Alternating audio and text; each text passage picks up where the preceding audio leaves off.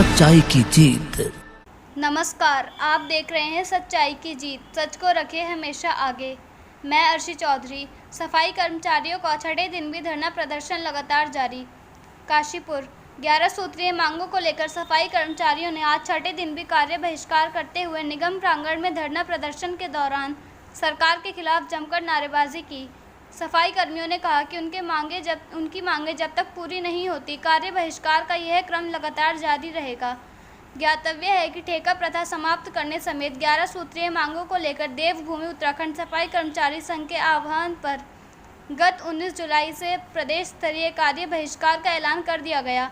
काशीपुर के स्थायी मोहल्ला स्वच्छता समिति व आउटसोर्सिंग सफाई कर्मचारी कार्य बहिष्कार पर रहे। देवभूमि उत्तराखंड सफाई कर्मचारी संघ के एक प्रतिनिधि मंडल ने संयुक्त मजिस्ट्रेट आकांक्षा वर्मा से भी मुलाकात करते हुए उन्हें समस्याओं से अवगत कराया। रिपोर्टर मोहम्मद नफीस।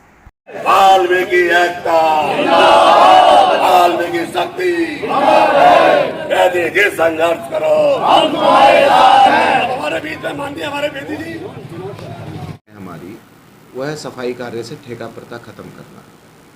वो कह रहा है कि सरकार ने सभी सफाई कर्मचारियों के पदों को मृत घोषित कर दिया और उस पर जो है आउटसोर्सिंग के माध्यम से आपूर्ति कर रहे हैं कर्मचारी, जिससे उन्हें 6-7 हज़ार रुपये दिया जाता है ठेकेदार के द्वारा और 6-7 हज़ार रुपये में किसी भी आम व्यक्ति का गुजारा नहीं होता है। एक आम व्यक्ति के गुजारा अगर प्रतिदिन का माने तो 500 रुपये सारी चीज़ों को लेकर माना जाता है, तो 500 रुपये के हिसाब से लगभग 15,000 रुपये उनका मानदेय बनना चाहिए। दूसरा ये है कि यहाँ पर नगर निगम में भी जांच चल रही है और निकायों में भी जांच चल रही है। ठेकेदारी प्रथा के माध्यम से कर्मचारी का शोषण हो रहा है, उन्हें कोई अवकाश नहीं दिया जाता, उनके ऊपर दबाव बनाया जाता है और उन्हें हटा दिया जाता है और उनका यहाँ पर नगर निगम में कभी भी कोई भविष्य नहीं है। तो इस सब चीज़ों को लेकर के दूसरा सफाई कर्मचारियों की पूरे उत्तराखंड प्रदेश में ही एक ऐसा प्रदेश है जहाँ पर सफाई कर्मचारी की कोई भी पदोन्नति नहीं है, यानी वो सफाई कर्मचारी पर नियुक्त होगा, सफाई कर्मचारियों के पद पर ही मर जाएगा या सेवानिवृत्त हो जाएगा। तीसरी चीज़ है कि आप देखिए कि 2016 में 7वां वेतन आयोग हुआ था, सभी जगह कम से कम 7वें वेतन आयोग के अनुसार राज्य सरकार ने 2100 रुपये ग्रेड पे कर दिया। आज 5 साल हो गए, 5 साल में सफाई कर्मचारियों का ग्रेड पे अब वेतन का वो यानी ग्रेड पे का आधा ही हाउस रेंट मिलता है, वो नहीं है। झाड़ू भत्ता 100 रुपये दिया जाता है, उसको हमने 500 रुपये करवाने की बात की है। हमारा डियरलाइंस वो जो वॉशिंग अलाउंस है वो 12 रुपये मिलता है, महीने के 12 रुपये धुलाई के वर्दी की धुलाई के लिए मिलते हैं। उसको हमने कहा कि कम से कम 500 रुपये किया जाए। पहाड़ में जो हमारे लोग रह रहे हैं वो नजूल की भूमि पे रह रहे हैं, उनके पास कोई मालिकाना हक नहीं है, जिस कारण उनके बच्चे पढ़ लिख के भी बेकार हैं। जब उनका डोमिसाइल नहीं बनेगा, उनके पास कोई एविडेंस नहीं होगा तो उनका डोमिसाइल नहीं बनता और डोमिसाइल नहीं बनता तो उन्हें उत्तराखंड में कोई नौकरी में जो है वो अहर्ता नहीं रखती। तो ये बहुत सारी 11 सूत्रीय मांग है जिस पर हम लोग बात कर रहे हैं, मगर हो क्या रहा है कि सरकार, हमारे माननीय शहरी विकास मंत्री जी पता नहीं किस कारण आंदोलन में जो लोग हैं उनसे तो वार्ता कर नहीं रहे हैं, जो दूसरे लोग हैं जो आंदोलन में नहीं हैं उन लोगों से वार्ता कर रहे हैं और इस आंदोलन का राजनीतिकरण कर रहे हैं।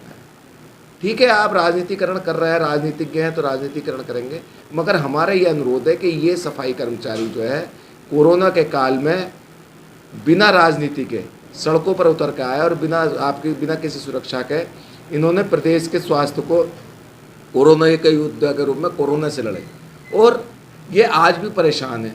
तो मेरा निवेदन, और ये समाज के अंतिम पायदान पे खड़े हैं, तो मेरा माननीय शहरी विकास मंत्री जी और जो लोग भी इसकी अगुवाई कर रहे हैं कि मांगे मनवाए रहे हैं, ये उनसे मेरा अनुरोध है कि सफाई कर्मचारियों के आंदोलन के साथ राजनीति ना करें।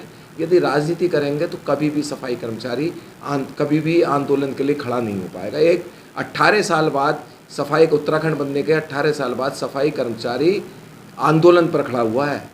18 साल बाद, अगर 18 साल बाद भी सफाई कर्मचारी को कुछ नहीं मिलता है तो इनका विश्वास हमारे नेताओं पर से, सरकार से, सब जगह से उठ जाएगा और ये फिर जो है ठगा का सा महसूस करेगा।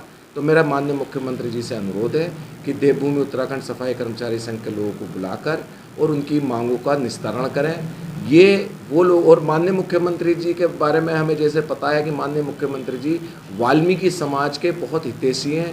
हमें पता भी है कि माननीय मुख्यमंत्री जी वाल्मीकि समाज के युवाओं को कितना प्रेम करते हैं। तो उनसे मेरा अनुरोध भी है कि आप देवभूमि उत्तराखंड सफाई कर्मचारी संघ के प्रतिनिधियों को बुलाकर और इन सफाई कर्मचारी जो अंतिम पायदान पर खड़े हुए हैं, सफाई स्वच्छ भारत मिशन के योद्धा, इनकी मांगों को, जायज़ मांग जो है, विशेष तौर से सफाई कार्य से ठेका प्रथा समाप्त करना, ढांचे में परिवर्तन करना, पद को पुनर्जीवित करना और इन्हें स्थायी नौकरी देना, इन सब लोगों की जो है बातों को पूरा करें। और आंदोलन को देखते हुए, क्योंकि सफाई कर्मचारी कभी नहीं चाहता है कि आंदोलन पर जाए। जो लोग कोरोना में, पूरे देश जब लॉकडाउन था तो ये फील्ड में निकल आए, तो क्या इन्हें खुशी महसूस हो रही है कि ये आंदोलन करेंगे?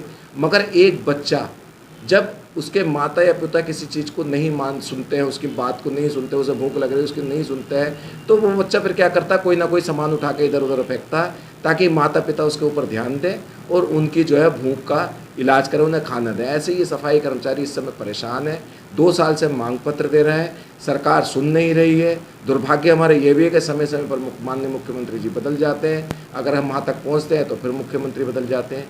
तो इसलिए मेरा अनुरोध है कि ये सफाई कर्मचारी जो समाज के अंतिम पायदान पर खड़ा है, इनकी सुने और इनकी मांगों का पूर्ण करते हुए जारी करें और हमारे प्रदेश अध्यक्ष राहत मसीह जी को आमंत्रित कर उनसे वार्ता कर सारी मांगों को पूर्ण करें। धन्यवाद।